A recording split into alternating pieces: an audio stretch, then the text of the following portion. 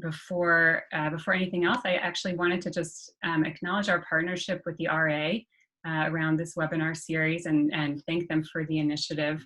The RA rightly recognized that every rabbi with a high holiday job this year had really unique, unprecedented challenges, and reached out to a lot of different parties to offer much more this year than in the past, and you know, to provide offerings that really speak directly to the new challenges we're facing. So we thank them for the initiative and the partnership, and that inspired us to do not one or two high holiday webinars as we normally do, but 4. So we hope that you'll join us for several, and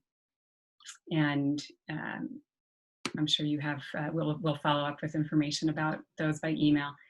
Just a couple quick announcements before we begin. So I just want to make sure you know about other things that that's going on that you can take advantage of, you and your congregants. So in addition to this, to the 4-part high holiday webinar series for rabbis, we have a webinar for rabbis tomorrow, which is we're calling it a demo session, but it's really kind of an explanation of JTS's turnkey curricula, of which we have 2. These are just incredibly robust curricular resources that, even though we didn't design them with this in mind, happen to be really well suited to teaching over Zoom.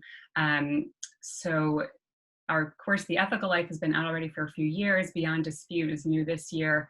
I know a couple people on the call have taught Beyond Dispute already, but we wanted to reintroduce it to you because it's such a great tool for teaching over Zoom, in addition to being just a great teaching tool anyway. So that webinar is tomorrow at 3 Eastern. We will again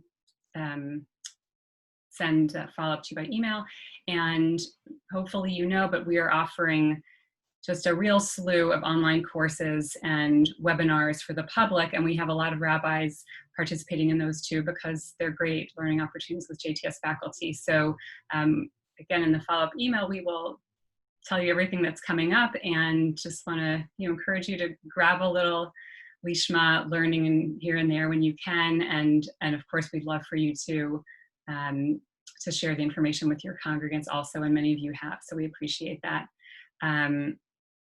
And finally, just please take a look. Also, we will be sending you an evaluation of this webinar by email, so we would appreciate your filling it out. So with that, without further ado, I'm so pleased to turn things over to our colleague, Rabbi Jan Uhrbach, who I think needs no introduction, but her bio is in the source sheet. I'm not going to read it because I want to save the time for her to teach. But for the first webinar in this high holiday series, Authority, Agency, and Powerlessness, Malchuyot and the Challenges of 2020.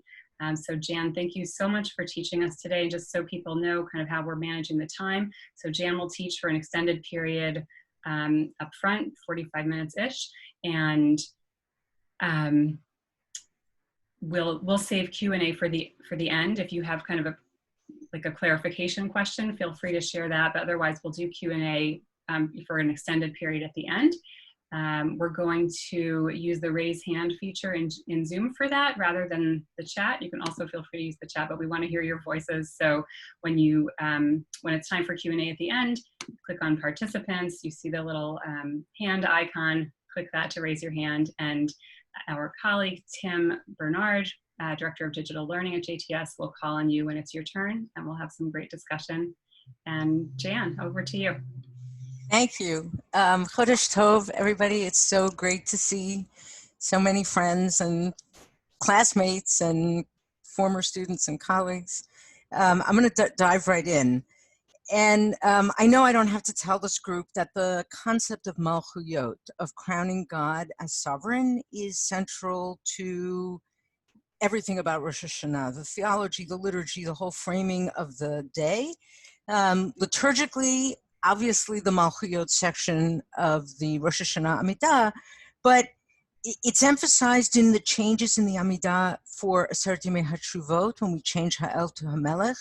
The Kedushat Hayom of every Amidah and Rosh Hashanah is kind of a combination of Rosh Hashanah as a festival like other Shlosh Regalim, with Yalev Yavo and Atav V'Chartanu, and the specialness of coronation, of Moloch, Kol Haolam. And Hamelech in Shochenad is emphasized musically, and of course the shofar is the instrument of the coronation of God. I gave you in section A of the sources just some of the foundational sources so that you have them handy. We're not going to spend time on them, but they're really just for your convenience. I know I also don't have to emphasize to this group what a hard sell this concept and this section of the liturgy is for a lot of contemporary liberal Jews.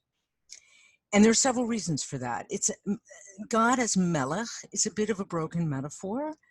It's broken in part because of poor theology or the absence of theology. As common a metaphor as it is a requirement in the formula for the brachot to refer to God as Melech. I would hazard a guess that most liberal Jews really think about it consciously and don't really have a sense of what it means. If they do have a sense of what it means, often it's a picture of sort of the man on the throne with the beard that they want to reject. It's unrelatable in some ways because either we don't live under a king, thank God, or those in a constitutional monarchy live under a king with largely, or a queen with largely symbolic power. Some people object to the gender power dynamics altogether. And I think that really gets to the heart of it. The discomfort is not just with the metaphor, but what the metaphor points to. And that is the issue of authority. I think we resist in liberal communities the notion of a commanding God, both because of Western individualism and autonomy, in the sense of a general distrust of authority and the specific distrust of claims of religious authority, which deep down I think many people think of as a private affair. So why focus on Malchuyot now?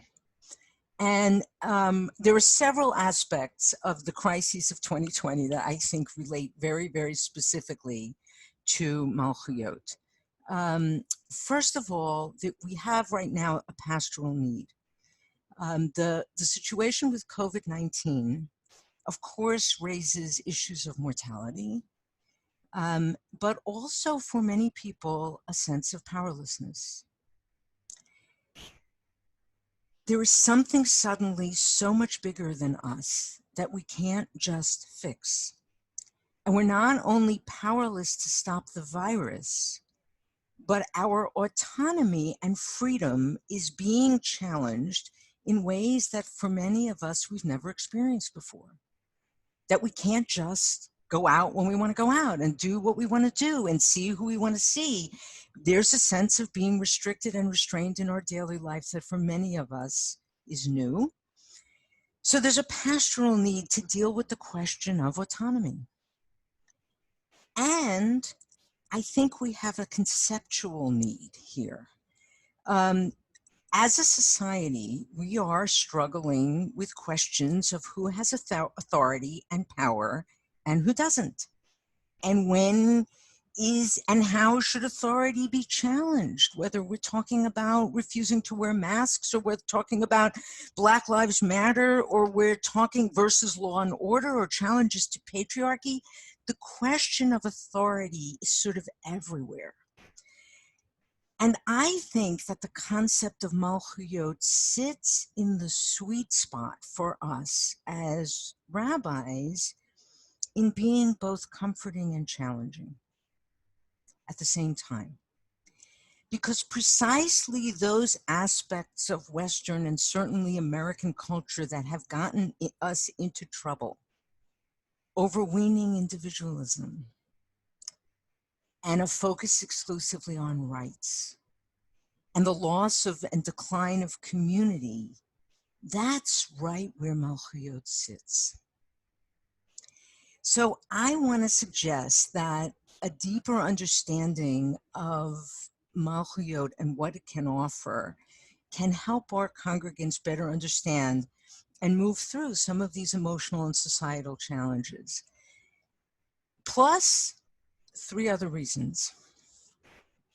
I think it's going to be harder for people who are davening at home to experience yira, awe. And I think it's incumbent upon us to lean into it, be explicit about it, talk to people about it, and help them access it. I also think it's going to be harder for people to experience a connection to something larger than themselves, whether they're at home or in smaller services. There's something about showing up and seeing the whole community that is really helpful. The glory of the King is in the multitude. We're not going to have that. We won't have multitudes. We still need to experience a sense of the glory of something bigger than us. And this is something I've been thinking about for the last couple of years. The resistance to authority and our desire to flatten hierarchy, which has invaded religion. We think about the ways in which we resist structural hierarchy in synagogues now, in service staffing, and all of that has come at a theological cost. Because in stripping the divine of authority, and in moving into a mode of ahava and much less so yira, I think we've deprived ourselves of some of the comfort that we need when things seem out of control. We don't have a God we can turn to anymore, who we have asserted is in control. And I think that people are really hungry for a functioning theology. So what can we do to help?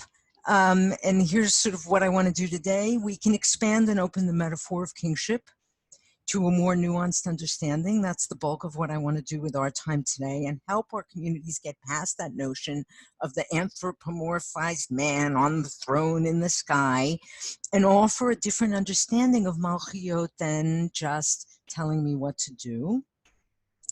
I'm thinking of the metaphor of Malchiyot as framing Rosh Hashanah as the container to wrestle with exactly the challenges we're dealing with at this moment, knowing there are no easy answers, but that sitting with the challenges together can be helpful, and conveying through that what we're experiencing is not an exception, it's part of the human condition. And the second thing, and this is going to be beyond the scope of what we can do today, we're not going to have time to delve into this, but I do want to name it. And that is address the question of legitimate and illegitimate authority in connection with God. Because the parallel to the crisis of confidence in institutions and political leaders is the problem of theodicy. Those two questions are in parallel. How can I believe in a God who X, Y, and Z fill in the blank? And if I can't believe in a God who, then why should I submit to the authority of such a God? Right? And I want to encourage us, and I think hopefully my teaching will leave us at this place to then think about on our own, to think about the relationship among the three main themes of three main identities that Rosh Hashanah has as Coronation Day, Creation Day, and Judgment Day. And the way in which God's legitimate sovereignty is intertwined with God as judge in the sense of God of justice. That without the latter, we don't experience God's authority as legitimate. So back to the opening up the metaphor, which is where I want to spend most of our time today that will get us into the liturgy. So first point I want to make, one way of thinking about Malchiyot is simply that Malchiyot challenges us to think about ourselves as part of a larger oneness, to take it out of the anthropomorphized metaphor and focus instead on sovereignty as the notion that there is a oneness that is larger than me, and that oneness has a claim on me to which I must respond. That's one way to frame what Malchiyot is really about. It's especially helpful now pastorally because it teaches that isolated as we may be in our homes, we're part of something bigger than us. And conceptually and ethically because it teaches that we're responsible to something beyond ourselves. That's a really important message right now. Where does this message of oneness come from? So if you were to look at the verses in Malchuyot, the 10 verses that are part of that section in the Musaf Hamidah, in the Machzor, it's on pages 156 and 57, and JTS gave you those pages for easy reference. The last verse is the Shema. And the Shema, of course, doesn't mention explicitly the word Melech the way the other verses do. And there's two reasons for that. One is because there actually isn't another verse from the Torah that refers to God as Melech. There isn't one. God as Melech is not really a Chumash concept. There's only one verse in the Torah, and that's from Shirat Hayam. It's the first of the verses in Malchuyot that unambiguously refers to God as Melech. The other two verses, maybe yes, maybe a human king, it's not clear. Right? So there isn't one. That's one reason. But I think the deeper reason is that the Shema is really what Malchuyot is all about. And I gave you as text 1b, B1, Rambam, from his Mishnah Torah about the verses that we recite in Malchuyot. And his first rule, you can't mention verses of punishment. The second rule, nor the remembrance of an individual, even if it's for good. And he goes on. But if you look at what I bolded here at the end, he gives 3 examples of verses that could qualify as Malchuyot. The first line of the Shema, which we have. Then, Atah horeta l'da'at, you have been shown to know. Right? Ki Adonai hu Elohim, ein od milvado. There is nothing else other than God. And then the last one, V'yadat hayom b'hashvata elavavecha, ki Adonai hu Elohim, b'shamayim mimal v'ha'aretz mitachat, ein od.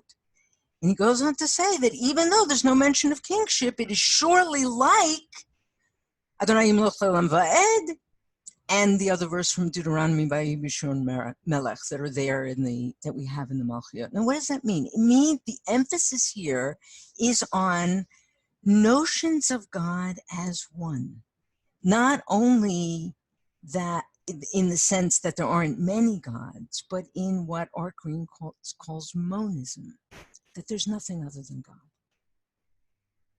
That we are part of something larger. And that notion, I think, is enormously helpful here. The other example that I gave you here, text number 2 from Uhrbach, in which he tracks the 3 Uvachen paragraphs that are part of the Kedushat Hashem paragraph of the Rosh Hashanah Amidah. He says that the first of them corresponds to Malchuyot, the second to Zichronot, the third to Shofarot. Why the first Malchuyot? If you look at the examples he gives, it's 2 things. It's Yirah, and it's Echad. That we should understand that we're all tied, B'agudah Achat. That all creation should understand itself and be tied in one thing. So, if we were thinking about metaphors, right? I have a few metaphors that I like for this notion of monism, that we're all part of something larger. One metaphor that I like is the aspen trees, in which each tree manifests its own individual organism, but they're all part of one larger organism that share a root system. That's one metaphor. The human body is another metaphor. We can talk about the limbs. I like the image also of a wave in the sea where God is the sea and each individual is the wave that has its lifespan and actually does stuff, right? You can surf it for pleasure. Sometimes it's really damaging. It affects things, and yet it never ceases to be part of the sea. Another good metaphor is like holding a prism up to light, which causes the colors in the light to become manifest, but never separate from the light. Like all these are helpful metaphors to reframe what we're talking about with Malchuyot. However we envision it, the message is, it has a claim on me. And I wanted to point you to two specific places in the Machzor where this theme of Malchuyot as oneness emerges. One is on page 155. We juxtaposed with Malchuyot in the Rosh Hashanah Amidah, in the Machzor, a poem by Denise Levertov called The Thread. And I gave you toward the back of the packet, the last 2 pages of your packet, the poem just by itself with some questions for discussion. Whether you use this as part of your service, whether you don't, you might use this as a study material in advance during Elul. This is a poem that offers a different metaphor other than sovereignty for the notion of Malchuyot, that I am connected to something that claims me. I'll just read the poem quickly so something is very gently, invisibly, silently pulling at me. A thread, or a net of threads, finer than cobweb and as elastic. I haven't tried the strength of it. No barbed hook pierced and tore me. Was it not long ago this thread began to draw me, or way back? Was I born with its knot about my neck, a bridle? Not fear, but a stirring of wonder makes me catch my breath when I feel the tug of it, when I thought it had loosened itself and gone.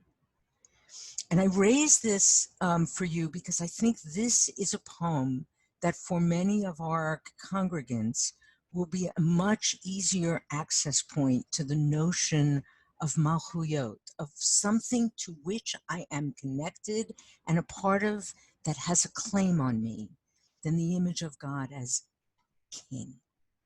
And it's a good opening point for discussion. I gave you some questions that you might pose.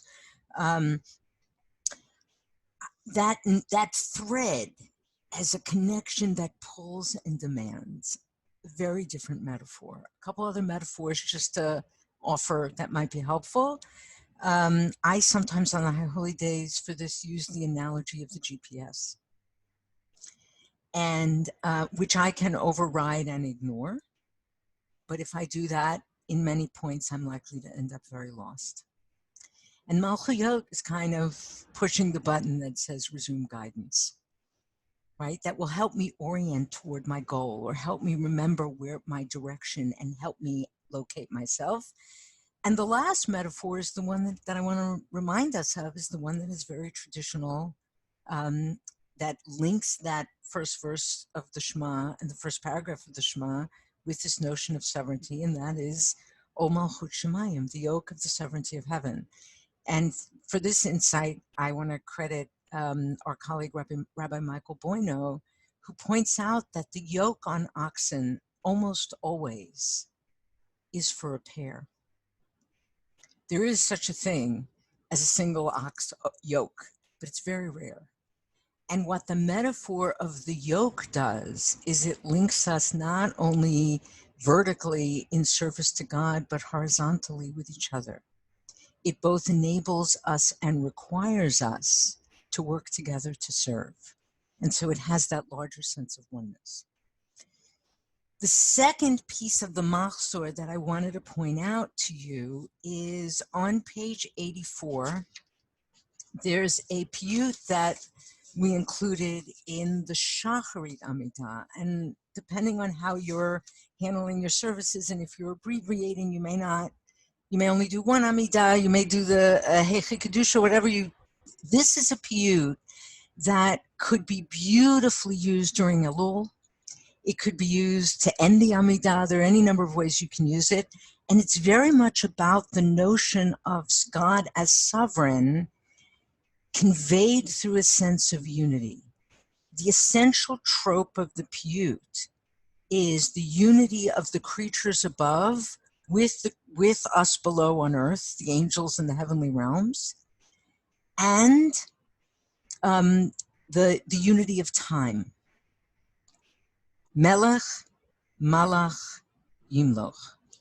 And so what we have in this poem essentially is simultaneously the unity of space, time, and soul. Olam, Zman, and Nefesh. All the worlds, creatures above and below, and past, present, and future. Time, angels, and humanity, and the soul, right? For practical use, a couple of suggestions. Sometimes I've done this poem with the congregation keeping as a chant the refrain, Adonai Melech, Adonai Malach, Adonai Melech, Olam Va'ed, and just repeating it over and over again as a meditative mantra to kind of really get the experience of oneness. Alternatively, last year, I worked with Chazan Galit Dardashti, and she wrote a new melody for us to do this. And she wrote it so that one person would sing the first line of each verse, which is always about the angels above. Another person would sing the second line of each verse, which is always about human beings below. And we would join together for the third line of each verse, which is always Elu va'elu, these and those together. And so musically, we would convey that sense of unity. If anybody's interested, email me and I'm happy to send you the melody. If you're interested in doing it, this would be a great melody a great pew to do if you're thinking of asking congregants to record and then you're going to create a video so you can have the sound of everybody singing together, to have everyone singing this refrain and really convey that sense of unity. Okay, that's kind of thought number one. The second piece that I wanted to talk about is the notion of Malchuyot as being precisely intended as a confrontation with and an exploration of the limits and boundaries of our free will and agency. That's what it's about. And there are two kinds of limits. Existential limits due to my humanity. This is intertwined with the confrontation with our mortality, right? Death is the main example of the thing over which we have no control and no agency. That's the boundary, that's the limit. But it's not just mortality. Limits to our understanding, limits to our agency, as I mentioned before, that COVID-19 has raised for us, and that this isn't some weird, unnatural thing. This is part of being human. So that's existential limits and then ethical limits. Due to my being connected to other people and a moral being. In other words, just because I can doesn't mean I should. And I gave you in the text a few examples, ways that you might frame this. So one, text number C2, and I'm not going to take the time to read it, but I wanted you to have the text. This is from Moshe Halbertal and Stephen Holmes' book, The Beginning of Politics, Power in the Book of Samuel. And in his introduction, he has this wonderful thought, and I see Derek asked me to just repeat. The second kind of limit is the ethical limit. Existential limits and ethical limits on agency. Ethical meaning just because I can doesn't mean I should. So he gives this, so Halbertal in his introduction outlines kind of the arc of the development of political power. And what I want to do is have us think not only about political power, but the notion of sovereign self. And it's, in essence, what he says is that we went from the notion of the king is a god to the notion of God as the king, Malchuyot. And then in the political realm, to the king is not God. Both of these latter two moves, God is the king and the king is not God, are central to Malchuyot in both the political and the personal realm. One of the ways that Malchuyot is so important right now is simply in conveying, I'm not God, and I'm not king. It's not me. I have limits. I am not the director of the show. That's hugely important in our world right now. And I gave you in the first text, C1, Psalm 24. It's a midrash about Psalm 24, which is in one part of the Malchuyot verses come from Psalm 24. There's a midrash about Solomon and the gates refusing to open until the gates of the temple, until Solomon expressly acknowledged, A, that he was not the real king. Who is the king? God is king. And B, that his work was the continuation of his father's. As long as he was in the mode of I, the temple gates refused to open for him. It's a great little text for Rosh Hashanah because we have that psalm both in returning the scroll to the ark and in the Malchuyot verses. So that's one frame to think about Malchuyot, that move from the king is God, no, God is the king, and no king is God.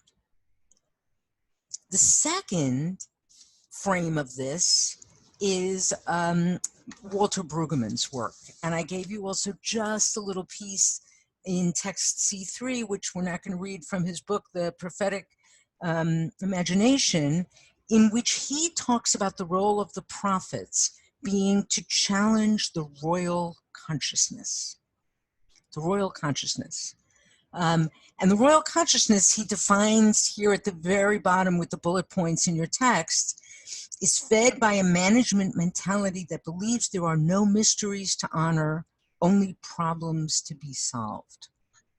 It is legitimated by an official religion of optimism, which believes God has no business other than to maintain our standard of living, ensuring the king's own place in the palace, and requires the annulment of the neighbor as a life giver in our history and imagines we can live outside history as self-made men and women, right? This is the individual autonomous self.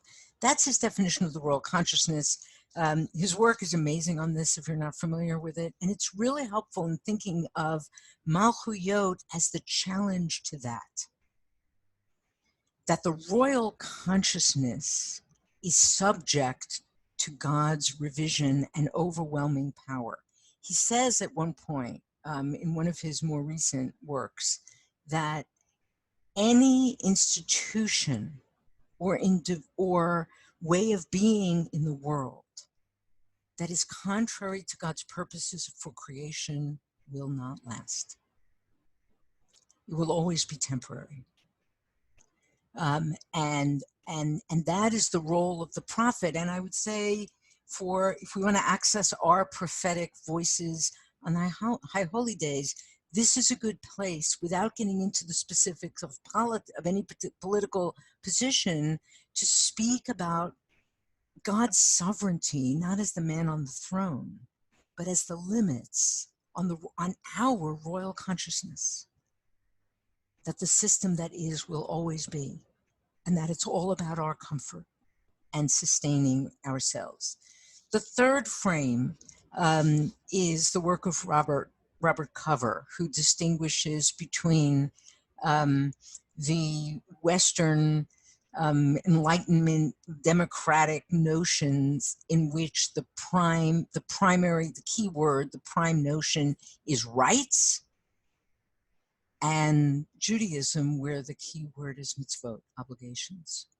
And that's a beautiful frame in which to approach the question of Malchuyot. That on Rosh Hashanah, what we mean by Malchuyot is that we check our democratic inclination to think only in terms of individual rights, and we juxtapose that framework with a framework that says, no, it's all about obligations. And what I would suggest is that we invite people to hold both, to think about how those two systems relate to each other. What it means, how the framework of rights can inform Judaism, and how the framework of obligations need to inform us as individuals and American society.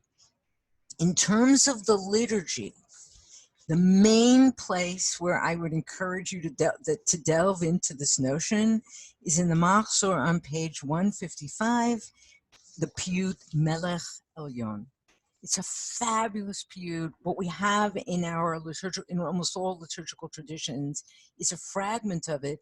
The original poem alternated. Every other verse was Melech Elyon, in praise of God, followed by a verse that was about Melech Evyon, the pathetic, impoverished, temporary, limited, earthly sovereign. And the contrast is always the Melech Elyon is just and is enduring and is righteous, and the Melech Evyon is unjust and arbitrary and capricious and temporary.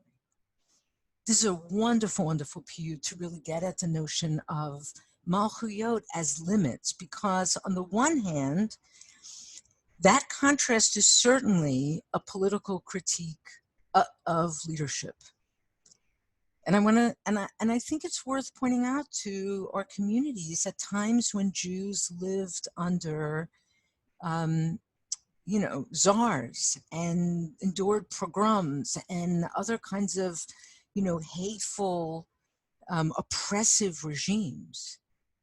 Imagine the comfort of being able to come into synagogue on Rosh Hashanah and say, "There's a higher authority. That's a Melech Evyon. How long can that reign last? We are subjects, children of the Melech Elyon. But more than that, Melech Elyon resides precisely in Halbertal's move to God is king and the king is not God. And that includes both the political king, if there is one, anyone in political leadership, and me, to the extent I think of myself as the sovereign self. Right? That's where it sits.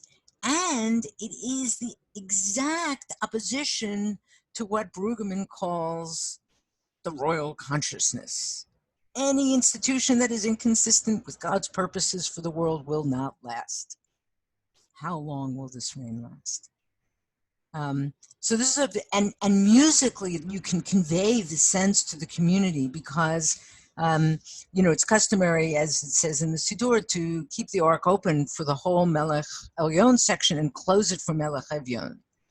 I always sing this congregationally in a beautiful upbeat in the major, and then when we get to the Melech Evyon, we go into a minor recitative, and then really pick up the energy in a joyful back to the major for the last Melech Elyon. So that's the second thing that I wanted to raise with you, and this is the last.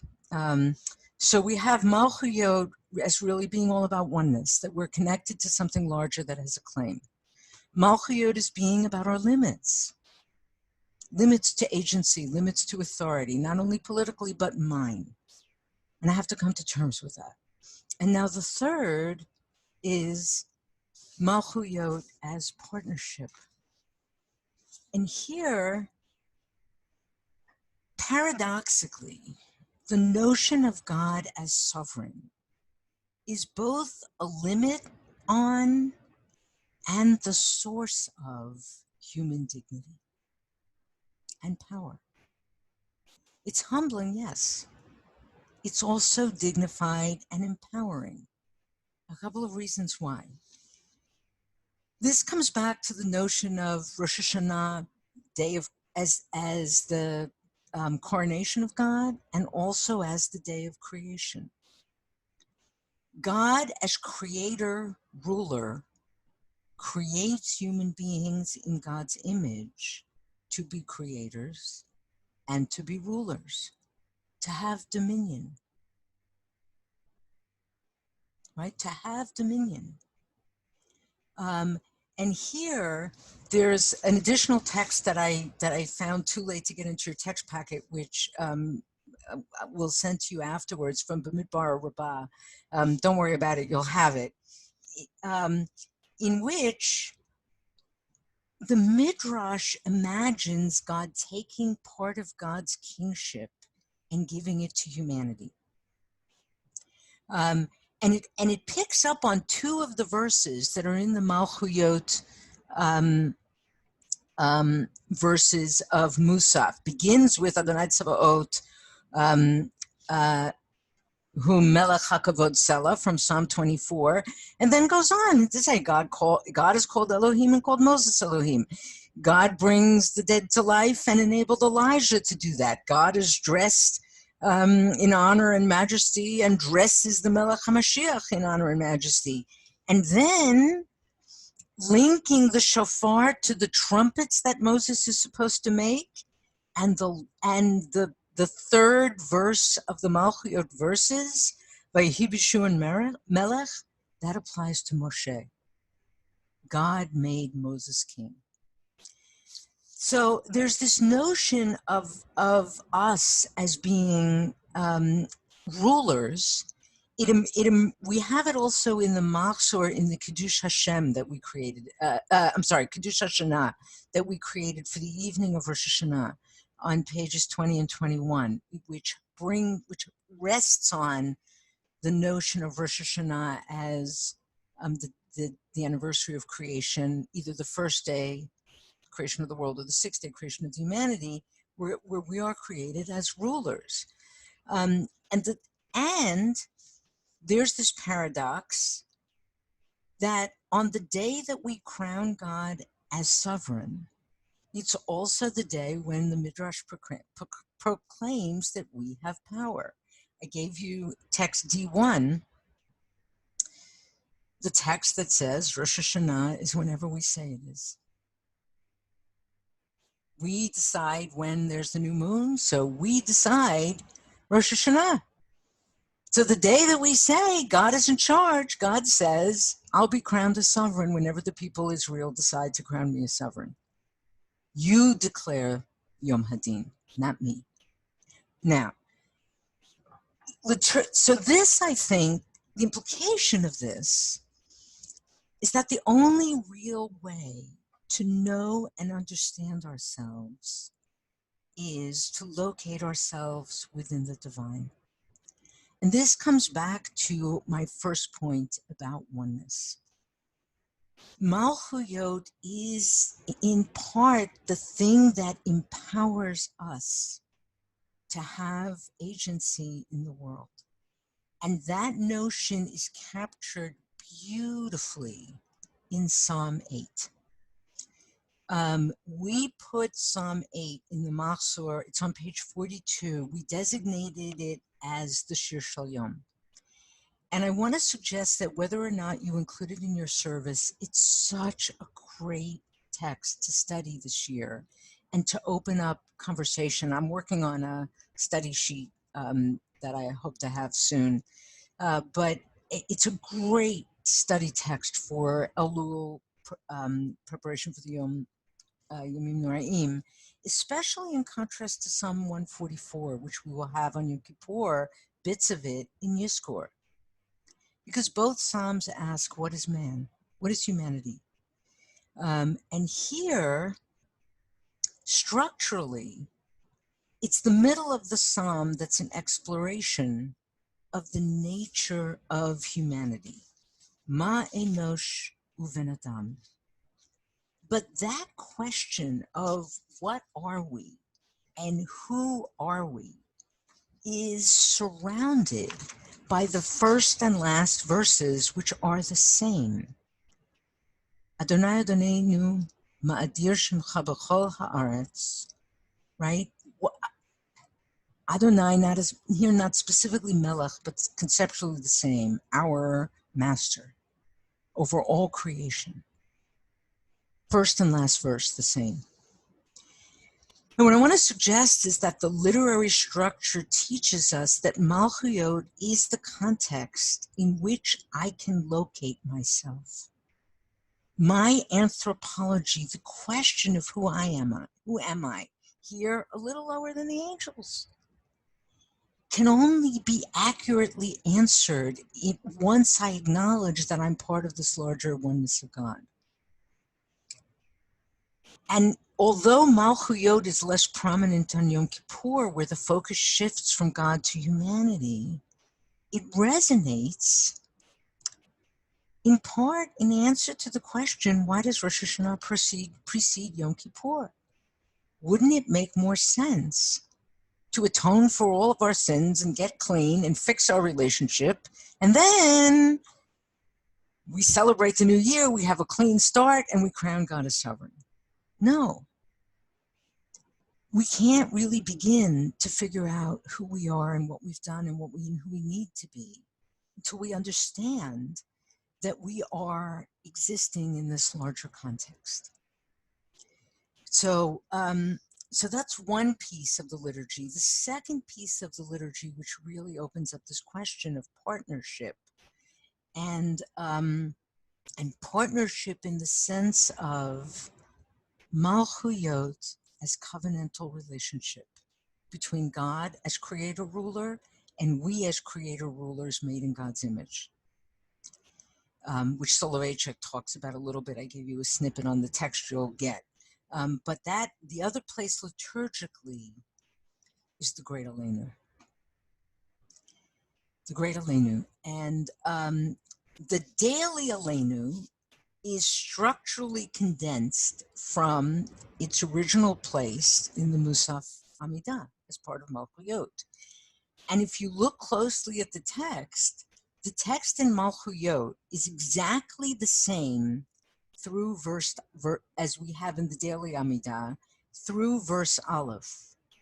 Kakatuv b'toratecha Adonai yimloch leolam va'ed. Then the daily Aleinu that ends every service skips verses 2 through 8 that we have in Musaf Rosh Hashanah and jumps right to verse 9 from Zechariah, v'ne'emar v'haya Adonai l'melech hakol ha'aretz bayom ha'u, etc. Right now, in the original context within the Rosh Hashanah Musaf, that journey to that bayom ha'u, that future vision, goes through all the verses 2 through 8, and it's followed by the first line of the Shema, which affirms the anticipatory experience and the proclamation of God's sovereignty and unity now.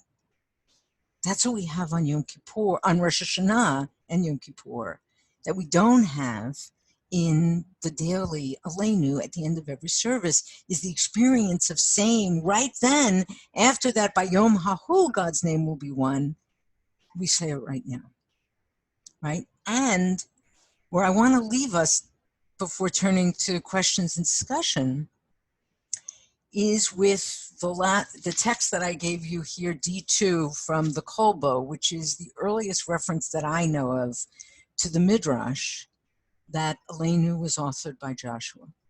We know historically that's not true. Joshua did not write Aleinu. It's attributed to Rav in the 3rd century. But the Midrash that Joshua fixed Aleinu, established Aleinu, at the time that he began conquering the land, that at the time he conquered Jericho, is extraordinarily evocative in terms of the meaning of Malchuyot and the move of Aleinu from its place in the Rosh Hashanah liturgy in Musaf to the end of every service. Because what it opens for us is the moment when the Israelites were leaving the protected zone of the Midbar, in which everything was provided to them, to where they had to meet their own needs and begin to build a community, a nation, a life in the land with God at the center. The parallel to putting Aleinu at the end of the service, in addition to being just here on Rosh Hashanah, is that Aleinu is not about the abstract concept of God's sovereignty affirmed in the synagogue, which is the parallel to the Midbar. When we're here in God's presence in this protected little realm, and we don't have to make economic policy, and we don't have to make foreign policy, and we don't have to deal with how we're going to make a living and manage all of the structures of society in a way that embodies the Torah. No, Aleinu is about the embodied expression of the kingdom of God out there in the world, in our lives. It's the ethical imperative. The Aleinu, what is upon us, is not only l'shabeach, to praise. It's to turn that praise, to take all of that sense of the awareness and the intellectual understanding that Malchut brings, and then bring it out into the world. And in that sense, the centerpiece, this incredible experience of Aleinu, in which we prostrate ourselves, and with humility and dignity both, and crown God as sovereign, is about accepting upon ourselves the Aleinu, the obligation to turn the invisible kingdom of God into the visible, tangible kingdom of God in our world. Because we are God's partners. And that's our job. Right? And that's the co-piece of, this is the day when we crown God as sovereign, and this is the day when we celebrate the creation of the human being. So I think I will stop there, and we can open it to questions and discussions. And Thank you so much, Jan. My private chat is full of gratitude for how wonderful you are. thank you. So yeah, just want to invite people to, again, use the raise hand feature in Zoom, and we'd love to start hearing your voices and getting some conversation going.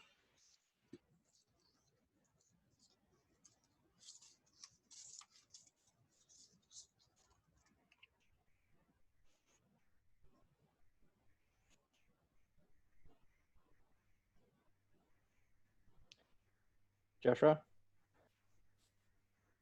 Hi, everyone. Good morning. And Good morning. thank you very much for a great text study and helping to percolate some really important ideas and themes that are giving focus to this incredible time that we're living in. And I wanted to go a little bit further. My presumption is that the quest for oneness at this time seems terribly chaotic. I'm not sure that we have a sense of oneness. So my question is kind of beginning with that in mind. And I'm wondering if you could go just a little bit further to think about how to convey or communicate to congregants who psychologically react to a time of uncertainty and a feeling of powerlessness to resort upon their own, I guess, comfortable resources and expand to something that does feel like oneness, but to do it in such a way that it feels like there's a oneness that they're a part of. In other words, if everybody's kind of like got their own definition of oneness and we're trying to present some kind of like universal definition of oneness, but it doesn't seem like there is one, what would you recommend that we use to kind of help break through people's insecurities or fears about their powerlessness? Yeah. Well, so that's why I think Malchut is so rich right now, because I think people do get turned off by this notion of the idea that Malchut, God's authority, as imposing a single way of being, and opening up the notion of Malchut as being precisely about a non-anthropomorphic sense of connectedness. In all the metaphors that I used, and that those metaphors, whether you think about the aspen trees or the, I really like the metaphor of the prism. It's not that what is revealed is a single way of being. What is revealed is the profound diversity within the oneness, but a oneness that is connected. So it's not that we all have to believe the same thing, and it's not that we all have to aspire to to syncretize in some way. It's the realization is that we are affected by and affect each other. And in some ways, I think COVID-19, as much as it has sent us off into these own little private worlds where it's so easy to feel so disconnected, I hope this is actually a moment when we can all begin to feel how deeply connected we are. That my behavior affects you and your behavior affects me, and people all the way across the world, like their behavior affects what happens here. And we can't just say, I do what I want. I am impacted by other people. Now that's both challenging because it puts responsibility on me, but it's also in a sense comforting. No matter how isolated I may be at home, I am always connected to this oneness. And I actually think that pastorally, that poem, The Thread, is really helpful right now. Because it's a great opportunity to open discussion with communities. What keeps us together as a community when we're not physically apart? How do you experience that thread? It's a very gentle image. How does it pull you? What does it offer? And to invite other people to offer their metaphors. How do you experience the oneness? What keeps you connected to other people?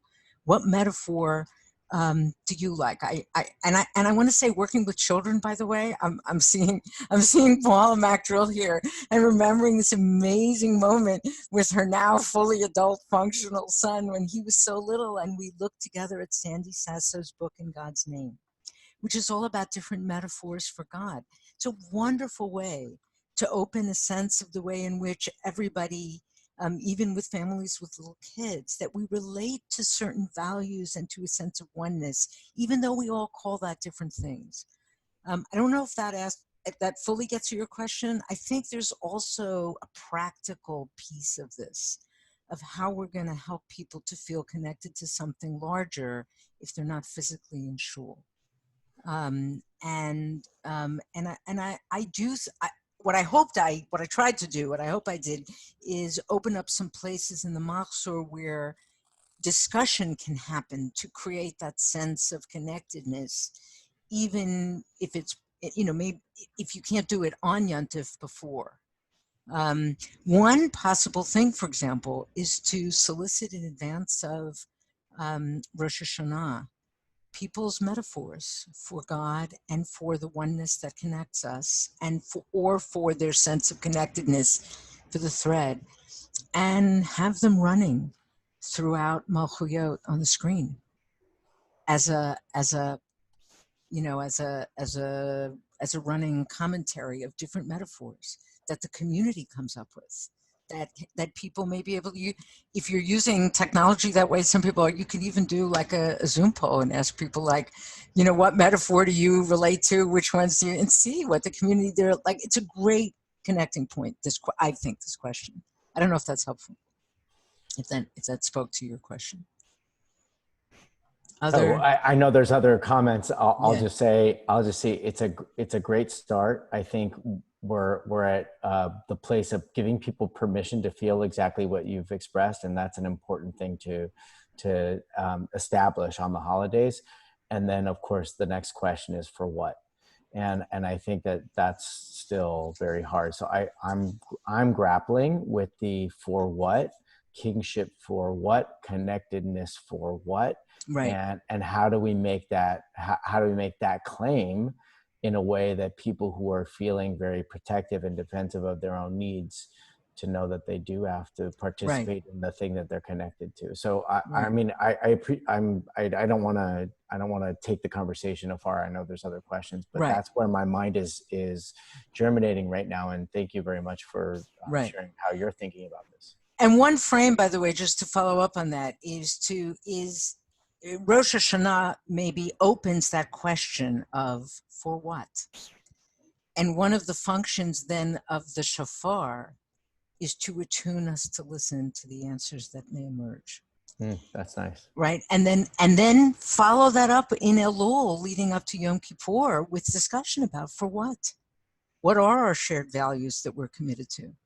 And how are we going to be, do we need to be different in order to embody them? It's a great way to frame that journey. So Paula, I see you. I don't, Yeah. First, I just have to say that fully functioning adult is a matter of definition, and you just always were Ben's #1 fan, so thank you for that.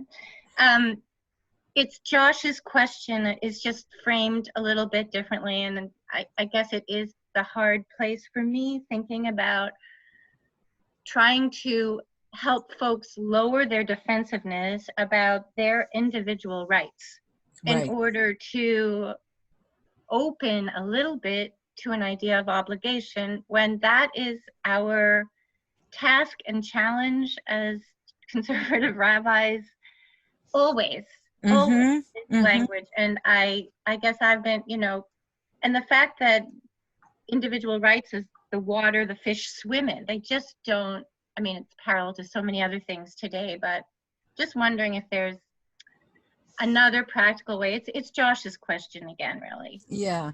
Well, but I think, that defensiveness about rights, and maybe it's why I really am feeling like I'm leaning into Malchuyot this year, because I'm seeing the pathology of the sole focus on rights. And it's why I like the frame of juxtaposing the rights and the obligations frames together. And teaching into Malchuyot as the way in which, the one way in which Judaism as a system at its core is profoundly countercultural right now in our world, and countercultural in a way that is needed. And in many ways, it's, I think, the essence of what Rosh Hashanah needs to be this year, maybe is simply to introduce people to this notion that obligation and mitzvot doesn't mean that you abandon your individuality. It doesn't mean you lose your dignity as an independently created creature with needs, or that your needs don't count. That's the creation piece. God, this is the year when we acknowledge that when we celebrate the creation of the human being, each individual person created in God's image. And that's that liturgy of, we included the Torah's account of the 6th day of creation there in the Machzor for you, to do that on the eve of Rosh Hashanah and help people in that. It doesn't mean that you're abandoning that or you're losing that. It means that you're holding it jointly with another entire frame that, if you're here on Rosh Hashanah, clearly has a pull on you. That's why I keep coming back to that poem, The Thread. I love that, because it opens the question, something is making you want to be here. Something is keeping you in this identity, in this relationship, something is pulling us here. And it's not about rights. It's partly about need, but it's also about something else. What is that? Where does that emerge?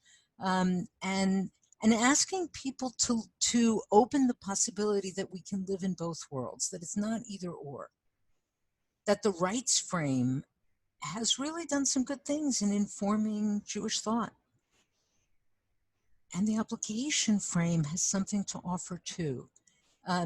If you think, for example, and I think it would be good to give people some examples of this, that it's one thing to say, I believe that everybody has a right to adequate health care, just as an example. It's quite another thing to say, Judaism teaches us that the community has an obligation to provide for people's health needs. That changes things.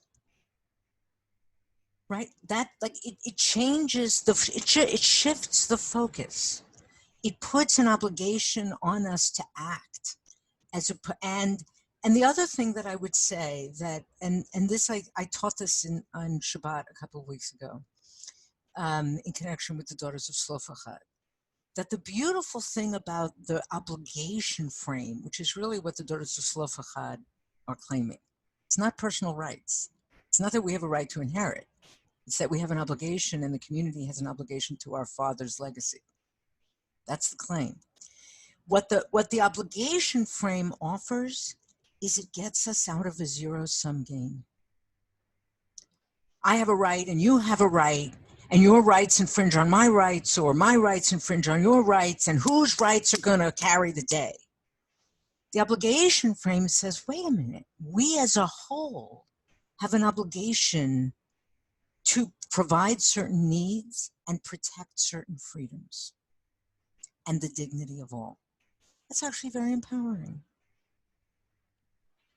Jan, I have a question to share from Seth Hodge. Sure, yeah. Seth, assuming you sent this to me by accident instead of to Jan. So Seth wrote, can you please tease out a bit more how do you avoid the unintended consequence of relating COVID-19 and the other negative things to our experience of Malchut? We don't want people to tie too closely the recognition of God's sovereignty and the recognition of the horrors of the world.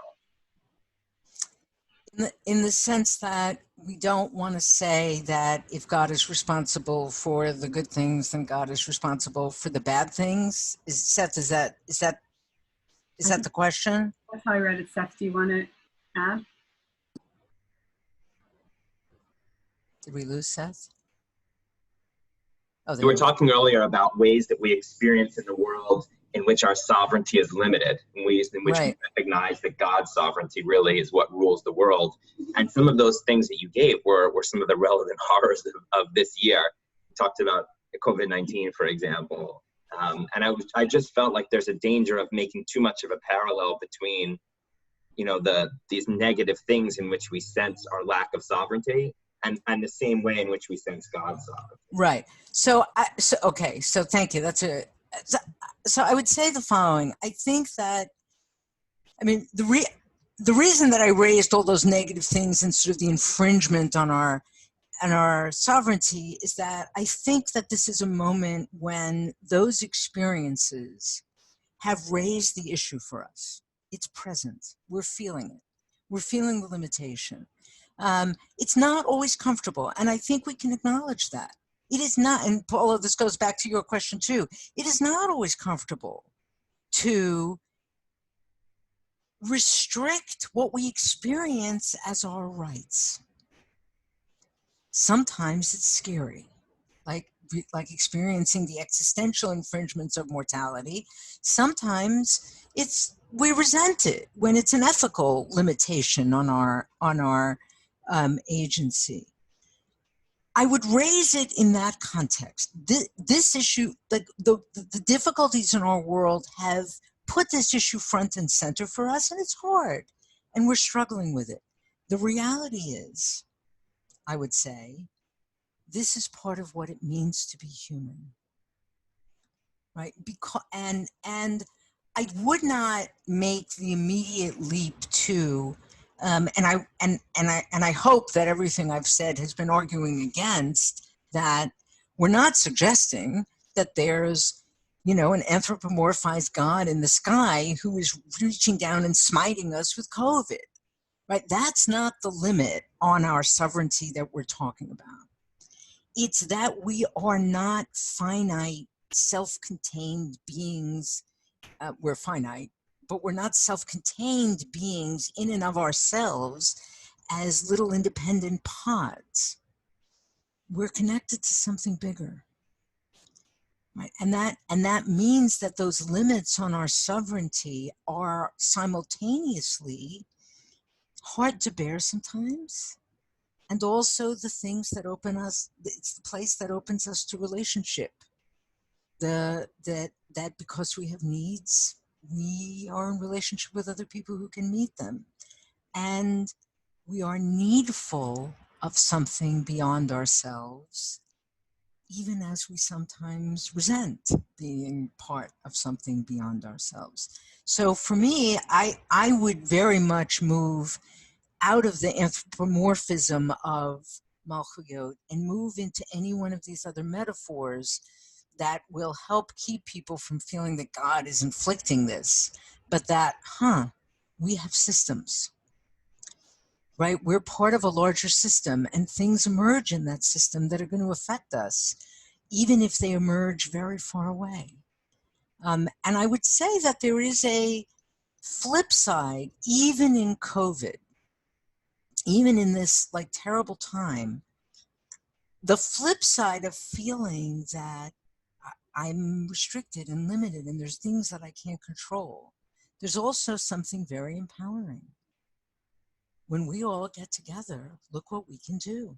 We can flatten the curve of this virus. That's amazing. That's incredibly dignifying and empowering, but it demands that we experience ourselves and work with others, right? If we think of ourselves as individuals, we are powerless. If we move into the mode of a malchuyot connectedness and part of this larger oneness, that's amazing what we can do about all kinds of issues that make us feel disempowered. So I don't know if that's helpful. So Jan, we just have a couple of minutes left. Yeah. So I wanted to move us towards the close. I think we unfortunately don't have time for more questions. I wanted to thank you for, not only for teaching us so compellingly, but specifically for addressing this theme this year, which Malchuyot is always such a hard theme, and I think so many people instinctively connect the idea of Melech when they feel a larger power in a good way, and instinctively feel really alienated by it when they're feeling powerlessness. So it's always just complicated, and I think and every Rosh Hashanah it's so in your face, that complication, right. But I think this year in particular, to share these valences with us is so valuable, and I hope that it's really it'll really prove useful for our colleagues who are giving sermons. And I just I hope that we'll see you all again next week with our next high holiday webinar with Eliezer Diamond. And Jan, I just wanted to give you the last 2 minutes to share any final thoughts.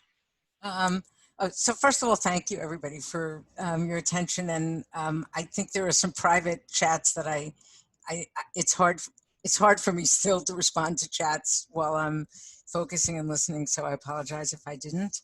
But I really just want to wish everybody a meaningful and first fast and then journey from Tisha B'Av into this period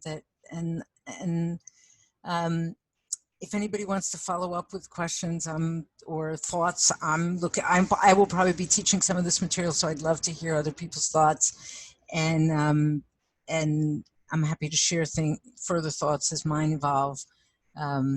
But really, just thank you all for being so attentive and such and great questions and follow up. So in advance, Shana Tova to everybody. Thank you. We're lucky to have you as a teacher in our rabbinic community. Thanks. You. And also Shana Tova to everyone, but I hope that we will see you again online many times before. Take care, everyone. Thank you.